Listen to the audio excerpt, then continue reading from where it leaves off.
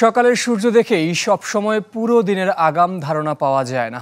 অপেক্ষা করতে হয় শেষ ভালোর জন্য, আর শেষ ভালো যার সব ভালো তার। হাড়ে হাড়ে তার টের পেয়েছে রংপুর রাইডার্স। বিপিএলের 11তম আসরের শুরুতে উঠতে থাকা দলটি শেষ বেলায় পায়ের তলায় মাটি খুঁজে পেল না। অথচ গ্লোবাল সুপার লিগ জয়ী রংপুর ছিল এক আদর্শ সুখী পরিবার। হাই প্রোফাইল বিদেশি কোচ কিংবা বিদেশি ক্রিকেটারদের নিয়ে শুরুটা স্বপ্নের মতোই করেছিল উত্তরবঙ্গের দলটি। মাঠের সাথে সামাজিক যোগাযোগ মাধ্যমেও যাদের আধিপত্য ছিল ঈর্ষণীয়। একবার দুইবার নয়, টানা ৩ আসরে প্লে অফে পৌঁছেও ফাইনাল খেলা হলো না রংপুর রাইডার্সের। বিপিএলের অন্যতম পেশাদার দলটির দুর্ভাগ্য, ব্যর্থতা নাকি নিয়তির খেয়াল? এই প্রশ্ন একদিকে, অন্যদিকে দলটির টিম ম্যানেজমেন্টের হটকারী সিদ্ধান্ত। প্লে অফের আগে শেষ মুহূর্তে বারবার তারকা বিদেশি এনে তাদের পরীক্ষার মুখে ঠেলে দিয়ে ব্যর্থতার এই গল্প নতুন নয়। এবার তার শিকার টিম ডেভিড, জেমস ভিন্স ও আন্দ্রে রাসেল। ১০০ কোটি টাকার ক্রিকেটারদের মাত্র ১২ রান। আগের রাতে দুবাই, ভোরে ঢাকা, দুপুরে রংপুর জার্সিতে ম্যাচ খেলতে নামা যে কোনো মানুষের পক্ষে কঠিন। এত পরিশ্রম, ক্লান্তিকে পেছনে ফেলে পারফর্ম করা, আর সেটা যদি হয় পেশাদার ক্রিকেটে। ইংল্যান্ডে যেমন হয় যে আপনি 3টা ম্যাচ, লিগের 3টা ম্যাচ খেলে তারপরে নকআউট ম্যাচ খেলার পারমিশন দেয় আর কি ফরেন প্লেয়ারের দিকে। আমাদের বিপিএলে কিন্তু এই ধরনের কোনো সিস্টেম নেই। আপনি আর কি খেলার দিন সকালে নিয়ে আসলেও খেলতে পারে। এটা তো অবশ্যই আইডিয়াল না।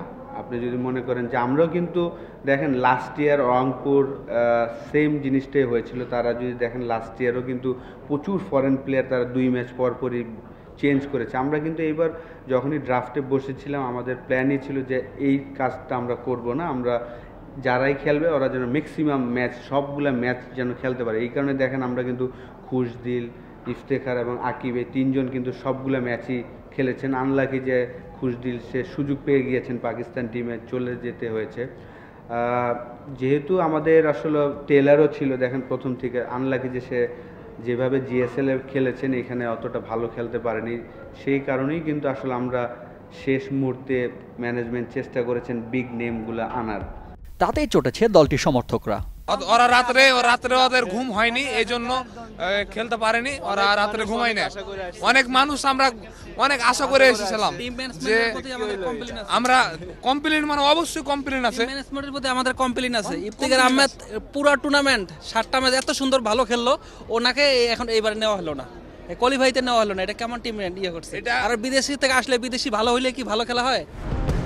যদিও শুরু থেকে সমর্থকদের সম্পৃক্ত করার চেষ্টা বা ইচ্ছাতে কোনো ঘাটতি ছিল না দলটির। এবারের টুর্নামেন্টের সেরা ফ্যান এঙ্গেজিং দল। প্রথম 8 ম্যাচ টানা জিতে আকাশে উঠছিল রাইডার্স। তখন প্রতিপক্ষকে নিয়ে হাস্যরসাত্মক পোস্ট আলাদা মাত্রা যোগ করেছিল এবারের টুর্নামেন্টের। কখনো সেখানে জায়গা পেয়েছে মেগাস্টার শাকিব খানের সিনেমার নাম, কখনো সিলেটকে চায়ের কাপে ডোবানো, আবার কখনো বা বাঘের চামড়া তুলে নেওয়ার মতো ট্রল। 2025-এ সবচেয়ে বড় ডাউনফলের সাক্ষী বোধ হয় রংপুর রাইডার্স। জয়ের মিছিলে চলতে থাকা দলটি ভুলতেই বসেছিল হারের স্বাদ কেমন। উত্থানের পর পতনের উল্টো রূপটাও দেখল রংপুর।